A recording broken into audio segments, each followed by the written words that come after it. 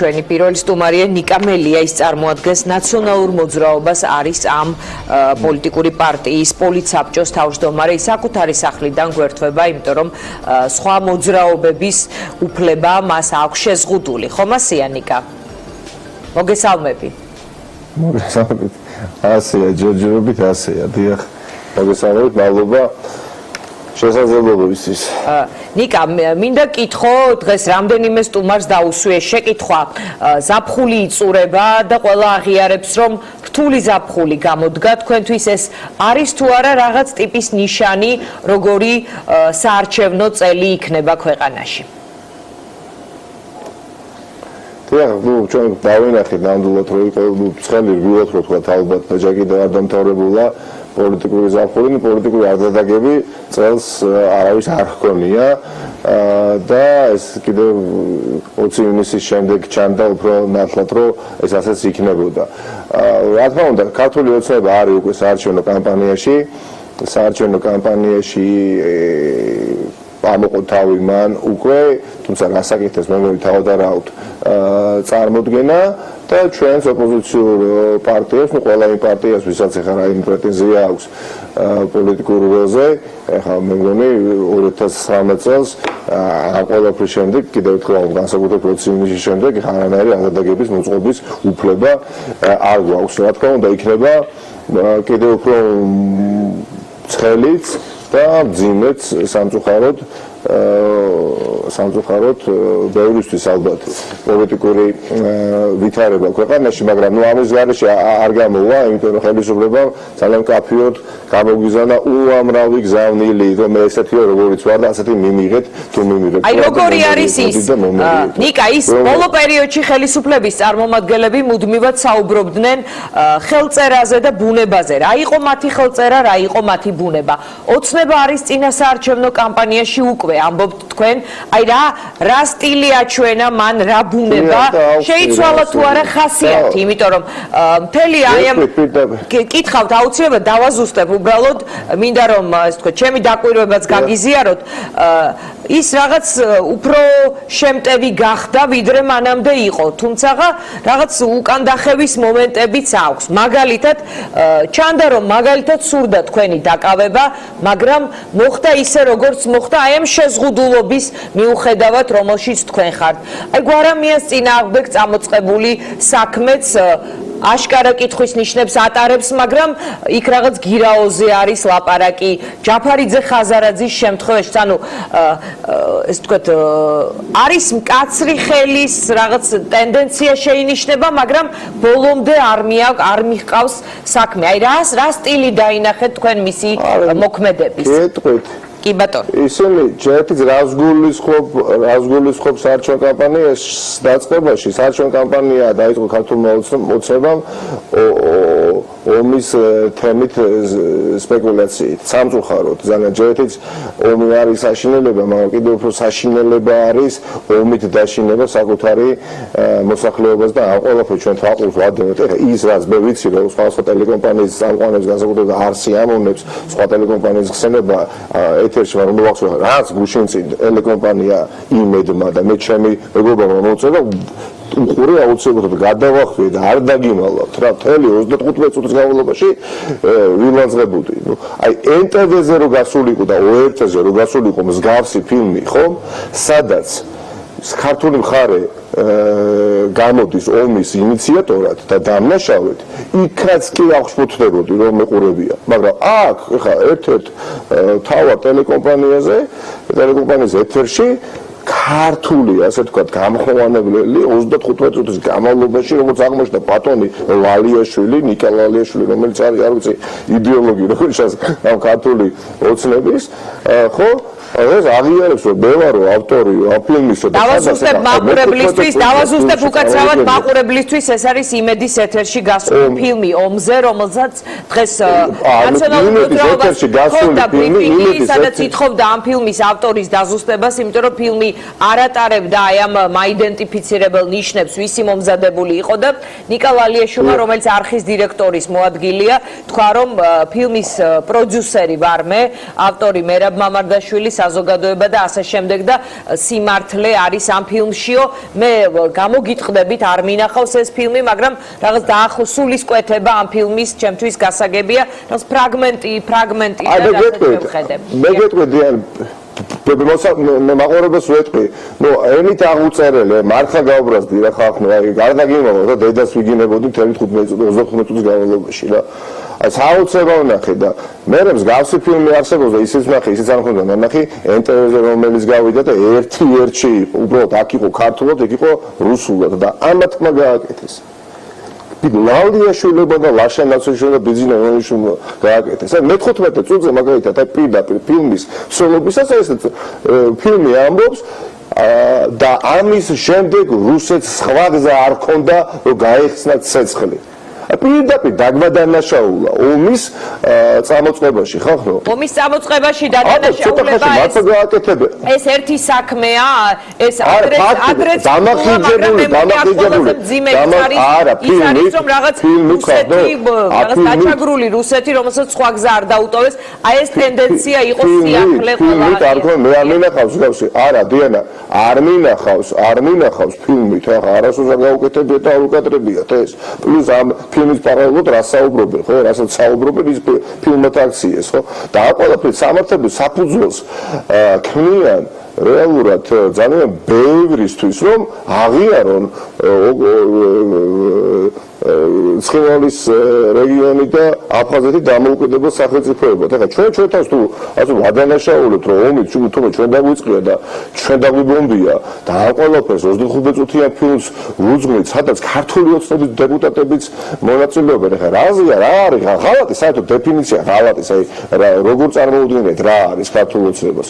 ეხლა ასეთი ჩვენთვის ეს ფილმი 300 არაგველი დაგბო, 300 არაგველი თუ შეიძლება სამასების ხელწერის ნაწილია კერძო ტელეკომპანიიდან გასული ფილმი. და ეს არის საარჩევნო კამპანია და გეტყვი. დიახ, ასეთივე წარმატებით ხო შეუძლია ეხა ფილმი გადაიღოს ქართულმა ოცნებამ თქვას, რომ შევარდაძემ ჩააბარა აფხაზეთი.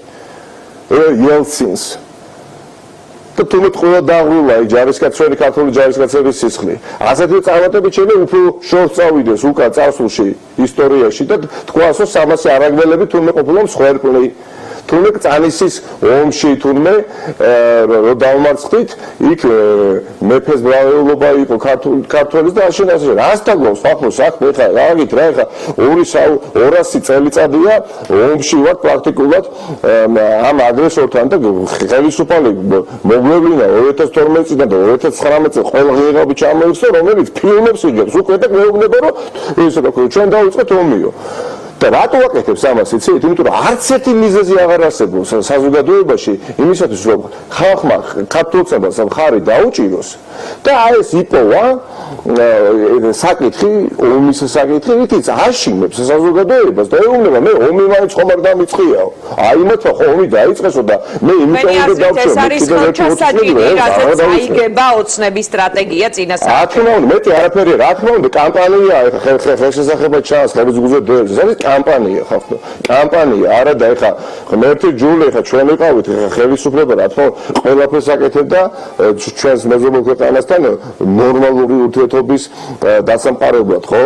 ეხა უვიზო მინუსლაც მაშინ ამოქმედა რომ რუსი ტურისტები შემოსულიყვნენ, რუსეთთან დაიწყო სოფლიო სავაჭრო ორგანიზაციის საკითხთან დაკავშირებით მოლაპარაკება, რამაც დიდწილად მე რუსეთის ბაზარზე შეგვიყვანა ჩვენ, მაგრამ ამ პარალელურად ხდებოდა დივერსიფიკაცია, ხო? ეკონომიკის და ცდილობდით ამ რუსეთის ეკონომიკური ჰეგემონიიდან თავის დაღწევას და ბიზნესის რაკნა ყველაფერი ჩააბარა, ყველა ბერკეტი ქართულ ოცნებას უკანასკნელი 7 წლის განმავლობაში. ეხლა რო ედავებიან, სულ მაინტერესებს ნიკა გვარამიას რაღაცა ხელშეკრულებას ხელი მოვაწერე და ამიტომ უნდა დაგიჭირო კომერციულ ორგანიზაციაში. თქვენ წარმოვიდგინეთ, აერთობია, როდესაც გასაჯაროვდება კალაძემ რას მოაწერა ხელი, როგორ ხელშეკრულებას მოაწერა ხელი გასპრომთან, რომელსაც ამალავენ საგულდაგულოდ, რითიც ვიცით უკვე რომ გვაზარავა სახელმწიფო, ხო? და რადგან ხო გასაჯაროვდება, ხა ლოგიკით, რა 5 წუთში დააკავო კახიავას. ერთი ციკლი ეს არის საარჩევნო კამპანია, ქართული ოცნება გაბანკროტებული და გამარგინალებული, აი ამ უზენეო და აი ამ ამორალო ნაბიჯზეც კი წავიდა და დაიწყო გაჩაღებული. თქვენ ნახეთ, ესენი 2020 წლის 7 აგვისტოს რევს მოაწყობენ. აი 27 აგვისტოს შეიძლება სახლებში მოგვივარდეთ ნაციონალური მოძრაობის ლიდერებს და თქვენ ვიყავით ვინც დახოცეთ პროვოცირებაზე საუბარი არ ახალია ხომ ომის პროვოცირებაზე საუბარი არ ახალია აი აქ რა იყო ახალი თქვენ ასევე მიიჩნევთ რომ იქნება საარჩევნო სტრატეგიის ნაწილი რომ აი ჩვენ მშვიდობა მოგეცით მათ ომის პროვოკაცია მოაწყვეს აი ეს იქნება აი ნახეთ ხავს ეჭიდება ხავს ეჭიდება ქართული ოცნებამ რაღაცა რაღა უნდა დაპირდეს ხალხს ვერაფერი ბუნებაში აღარ არსებობს ჰიპოთეტურად ვეღარ მოიფიქრებს არ არსებობს ერთი დაპირებაც კი რომელიც შეიძლება გაიცეს წინასაარჩევნო კამპანიაში ხალხზე იმიტომ ყველაფერი გასაგებს ამ შვიდი წლის განმავლობაში მოდი ყველაფერი გააკეთებ აღარ არსებობს რა უნდა ხან ეხლა რომ ცალს გავკერავ და მიწას დაუბარა ხო არ იტყვის რა უნდა ხეს ამიტომ ეხლა იყო ხელისუფლება ეს საწყის წლებში რომელიც ამბობდა რომ აი ჩვენ ხო მიტინგი ხო აი ჩვენ ჰუმანურები ვართ აი განსხვავებით წინა ხელისუფლებისა ჩვენ ხო ხელი არასოდეს არ აგვიწევია საქართველოს მოქალაქეზე ხა რა გააკეთეს 20 ივნისს დავინახეთ ხო რა საუბრობდნენ რომ ხა აი ჩვენ აუცილებლად სამართლიან სასამართლოს ჩამოვაყალიბებთ ჩვენ გვექნება სამართლიანი სასამართლო ობიექტური პირუთნელი თავისუფალი მაგრამ ვერ გააკეთეს ხო ეს ყველაფერი და ეხლა რა დარჩა ერთადერთი ეს და ბოლო ერთი თვის განმავლობაში მე თავს ვლაპარაკობ მაგრამ ეხლა კარგით რა ხახდო ყველაზე მძაფრად ქვეყნის მოსახლეობის უდიდესი ნაწილი რეაგირებს ყველა იმ საკითხზე რომელიც უკავშირდება ჩვენს ოკუპანტს და ეს ყველაფერი ხო გამოჩნდა 20 ივნისს ამიტომ მე ურჩევდი ქართულ ოცნებას ხელი აიღოს ამ სისულელეზე წინააღმდეგ შემთხვევაში ეხლა მას ალბათ წაერთვება შესაძლებლობა რომ საერთოდ არჩევნებშიც კი მიიღოს მონაწილეობა იმიტომ რომ ეს ცდება უკვე პოლიტიკური ოპონენტების სივრცეს სხვა პოლიტიკური ძალები მუდმივად ეჭვიანობას ვერ დავარქმევ მაგრამ სულ პრეტენზიებს გამოთქვამდნენ რომ ყველა საარჩევნო კამპანია აგებული იყო აი ორი ძალის დაპირისპირებაზე რომ ისინი ერთმანეთს იყენებდნენ განსაკუთრებით ხელისუფლება ნაციონალურ მოძრაობას მტრის ხატად და აი ამ ნიშნით მიდიოდა ყველა არჩევნები და რომ ეს ორპოლუსიანობას ორივე კვებავდა თქვენი აზრით ამ რეჟიმში ვეღარ ჩაივლის ეს არჩევნები თუ იგივე მცდელობა იქნება აი ამ ნიშნებიდან გამომდინარე რომელიც ამ ზაფხულს მე გეტყვით როგორ ჩაივლის საკითხი იქნება არა ნაციონალური მოძრაობა და ქართული ოცნება საკითხი იქნება ხშირად ვამბობ ისტორიის მხარეს თუ ისტორიის არასწორ მხარეს ცივილიზაციისკენ სვლა თუ განუვითარებლობისკენ სვლა ანუ პუტინის ფედერაციისკენ სვლა თუ დასავლეთის განვითარებული ქვეყნებისკენ სვლა აი ეს არჩევანი გვექნება ხო მე ხა დღეს თქვენს ეთერშიც მოვისმენე ხა არაფერი პირადული ქალბატონ ბურჯანაძეს მაგრამ მან ხო პრაქტიკულად დაადასტურა თქვენთან ეთერში რომ იგი აუცილებლობით იქნება ქართული ოცნების კოალიციაში ანუ მასთან ერთად კოალიციაში ეს თქვა ნუ თავისთავად მეც ასე გავიგე მისი განცხადება რომ პოტენციური მოკავშირეა სურვილის დონეზე ასე გავიგე დაადასტურა ეხლა კიდევ ერთხელ არაფერი დაადასტურა ეხლა ერთადერთი უბრალოდ ნახოთ არჩევნებს როგორ ჩაატარებსო ეხლა არა და გამოსტილი ქალბატონი ბრძანდება პოლიტიკოსი ხო ქალბატონი ნინო და ეხლა როგორ ჩაატაროს არჩევნები 2020 როგორ ჩაატარა 2018-ში როგორ ჩაატარა სხვა არჩევნები რა მოლოდი რა საკეთებს ხო აუდაბნოებს თე პოლიტიკურობას და დაასდებს ამისას ცალსაკი ჟურნალისტებსაც დაიწყოთ დევნილ იმისათვის რომ ველი მედიას და პოლიტიკოს მოასწროს 2020 წლის არჩევნებში რამოცნობა უნდა გადათამაშება თქვენთვის რა სირთულეებს ქმნის იმიტომ რომ დავაზუსტებ აქაც შეკითხვას მაგალითად რუსთავი ორის ყოფილი გენერალური დირექტორი ეთერებში მათ შორის ჩვენს ეთერშიც თქვა თუ არ ვცდები ამბობდა რომ რუსთავი ორი უფრო მეტი იყო ვიდრე პარტია ტონის მიმცემი იყო უფრო ძლიერი იყო ვიდრე ნაციონალური მოძრაობა ანუ ნაციონალური მოძრაობის ძალა დიდწილად იყო რუსთავი ორში აი ეს ძალა თუ გამოგეცლებათ მაშინ რა რჩება თქვენგან როგორ შეძლებთ თქვენი პოლიტიკური ამოცანების შესრულებას თუ მიყვებით მას ამ რიტორიკაში? კი ბატონო, ხა რუსთავი 2 უმნიშვნელოვანეს როლს თამაშობდა ქვეყნის დემოკრატიულ პროცესში.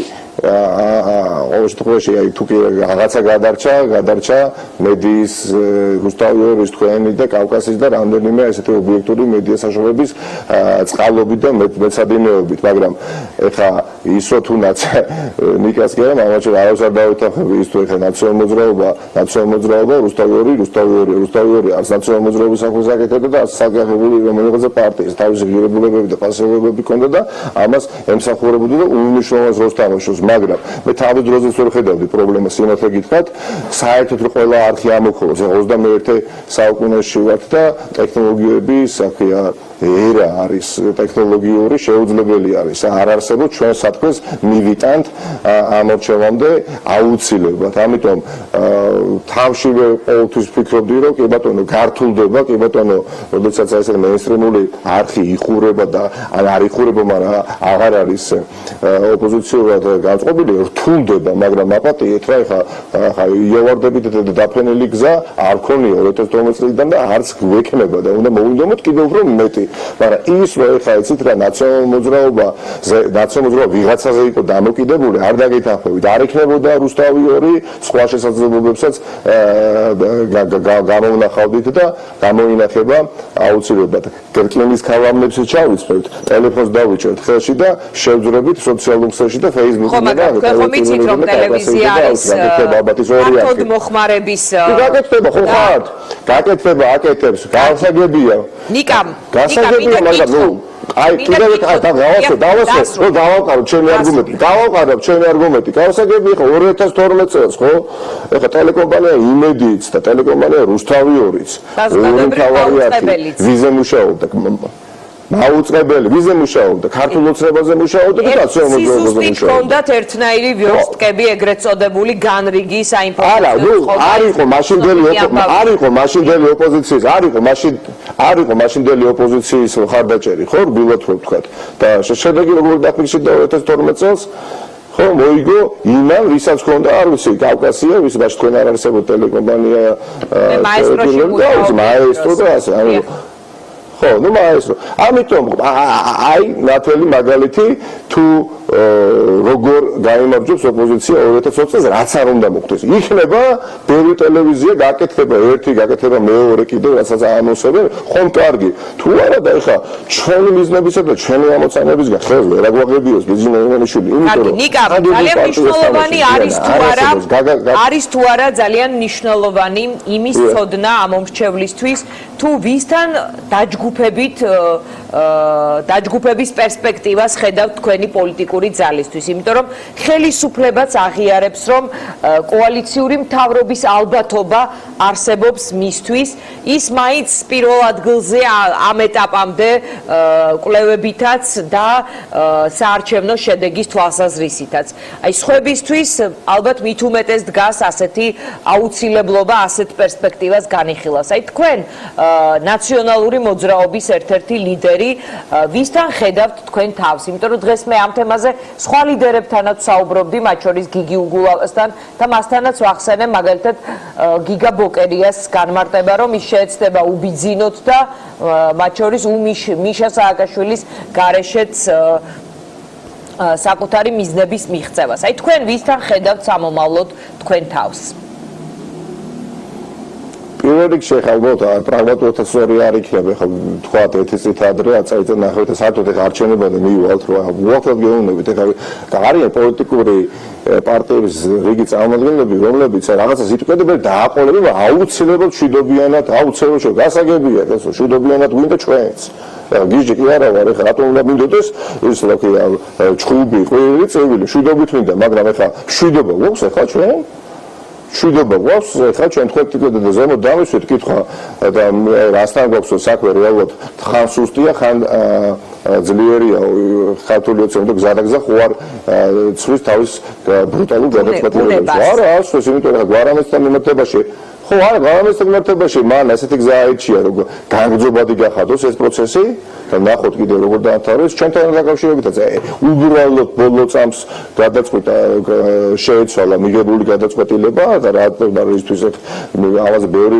ვისაუბრე იაკ მოკროშვილი რა ზეისაგან ციხეში რისთვის არაფრისთვის და მართლა არაფრისთვის ადამიანი ხა თეთრპერანგი ეცვა და ხალხში მასაში იდგა და აი შეწრას აპირებდა და ხა ჩვენ რა გვინდა დიანა გვინდა როგორი ქვეყანა გვინდა დამოუკიდებელი თავისუფალი სამართლიანი არ ვიცი თავისუფალი ადამიანების ერთობით შექმნილი ქვეყანა დამოუკიდებელი და სამართლიანი სასამართლოზე მიედაცული სახელმწიფო გვინდა და ასე და ვინც ამ ყველაფერში გააცნობს საზოგადოების დიდ ნაწილს რომ ამის გამკეთებლები ვართ ჩვენ არის მავანი ის მიიღებს ხმების უდიდეს ნაწილს ხომ ამ მიმართულებით რაც მე ზემოთ ჩამოთვალე ძალიან ბევრი ნაბიჯი გადაიდგა უკანასკნელი 30 წლის განმავლობაში სხვადასხვა მასშტაბის და ზომის ნაბიჯები, მაგრამ ჩემის აზრით მთავარი ერთ-ერთი მთავარი რაც ვარდების რევოლუციის ხელისუფლება მოიტანა არის რა?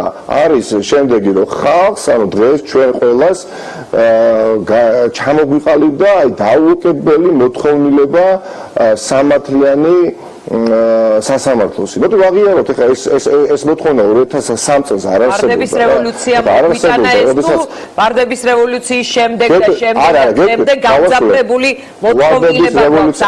არ გვაქვს უბრალოდ. დავასრულებ. ეხ ბოლომდე სამართლია. დავასრულებ ას უფრო გასაგებად. კი ბატონო. დიახ.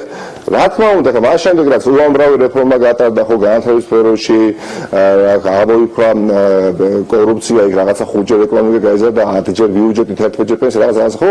აი ამის შემდეგ რა თქმა უნდა ეს მოთხოვნილება გააჩნდა, თორე ხა რომელ მოთხოვნილება, რომელიც სასამართლოზე საუბრობდა 2020 წელს.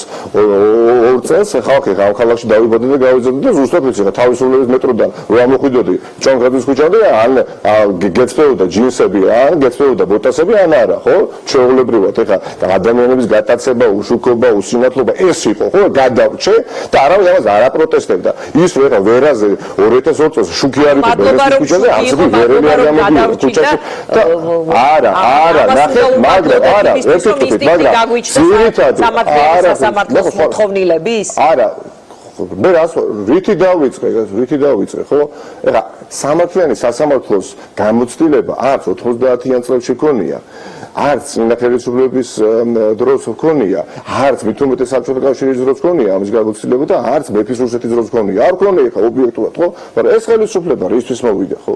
იმისთვის მოვიდა რომ მართლა ნაცებმა რა მაგარი ბევრი საქმე აკეთეს. ეს გამას გაიგებთ ქოცებისგანაც. ყველა რა მაგარი ქალაქები აშენდა ძმაო არ გაგიგიათ აი ეს ბიზნესზე საუბრობენ.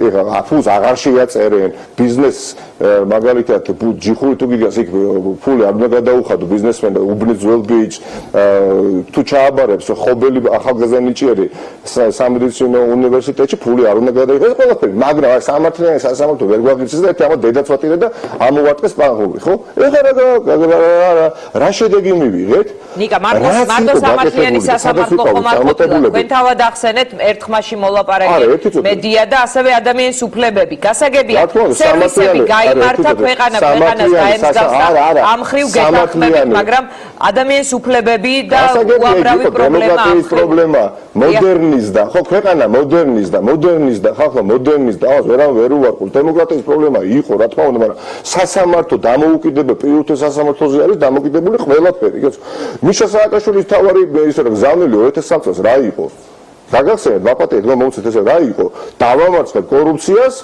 და მე დავჟი კრიმინალებს. კარგი, ნიკა, სხვა რამეს გეკითხებოდი პრინციპში თქვენ ამბობთ რომ ჯერ ამაზე საუბარი ადრეა, მაშინ კითხავთ სად გადის წითელი ხაზი, ვისთან არასოდეს იქნებით სამომავლოდ. როგორი ქვეყანა? კი ბატონო, ამიტომ ცოტა გამექცა სიტყვა, მაგრამ დავასრულებ აზრს. ამიტომ ვინც ახლა ამ ეტაპზე ხალხს, საზოგადოებას დაარწმუნებს რომ როგორი ქვეყანაც ჩვენ გვინდოდა და ბოლომდე ისეთი ვერ ჩამოვაყალიბეთ როგორი გვინდა ეხლა აი ამის გამკეთებელი არის ესა თუ ის პოლიტიკური ორგანიზაცია იმას მიცემს ხმას ამის შემდეგ ეხლა პროპორციული არჩევნების შემდეგ პოლიტიკური განლაგება როგორი იქნება, ძალთა ბალანსი როგორი იქნება, ამას ნახავთ, მაგრამ ერთი რამ ცხადია, ხა უბრალოდ გამორიცხული არის იმ ძალებთან თანამშრომლობა, რომელსაც მიაჩნია, რომ პუტინს ჩვენ დავესხით თავს, გამორიცხულია უბრალოდ ამას ეხლა გეუბნებით და დანარჩენი მე ვნახოთ რა, ხვალინდელმა დღემ იზრუნოს ხვალინდელზე, მაგრამ სამწუხარო ისიც რა არის, აი ის რაც ჩვენ გვინდა, ის რაც თქვენ გინდათ, ის რაც ნებისმიერ მოქალაქეს უნდა, რომ წარმატებული და განვითარებული ქვეყანა გქონდეს, ამისთვის აუჩიეთ ეს ხელისუფლება. და ამ ხელისუფლებამ ზურგი გვაქცია და მეტიც ამ მოთხოვნილებებთან მიმართებაში არის როგორც რა ვიცი, ძროხა და უნაგირი, საერთოდ არაფერი ესახება და არც ესმის და ბიძინა-ივანიშვილი არის შიშებს აყოლილი. ეშინია, მე შემეშინდებოდა ბიძინა-ივანიშვილის ნაცვლად, იმიტომ რომ მან ისე შეტოპა ამ დანაშაულებრივ რაღაც არ ვიცი ჭაობში, რომ პასუხი მოეთხოვება. აუცილებლად მოეთხოვება და უკვე თulis რომ იცით რა დანებებას ჯობია ბოლომდე გაუწიო წინააღმდეგობა, მაგრამ ამ მორევში თავად ჩაძრება თავის ასე კრიმინალურ ელემენტებთან ერთად. ნიკას დავემშვიდობები, მანამდე მინდა კითხოთ ელექტრონულ სამაჯურთან ერთად თანაცხოვრება დისკომფორტულია თუ არა? მოგით კომფორტული ნამდვილად არ არის, მაგრამ მე არ ვიცი ხა სესია დაიწყება ჩემი ინფორმაციით 3 სექტემბერს და მიუხედავად აი ამ ყველაფრისა აუცილებლად ვაპირებ პარლამენტში მისვლას და სიარულსაც და ნახოთ რას მოიწონს. მიუხედავად იმისა, რომ ეს ქმედებაც შეზღუდულია თქვენთვის წესით, ხო? წარმოუდგენელია ხა წარმოუდგენელად არაკონსტიტუციური გადაწყვეტილება მიიღო და კი ბატონო ხა პარლამენტში მისვლისთვის პარლამენტარი დაიჭირონ მაშინ.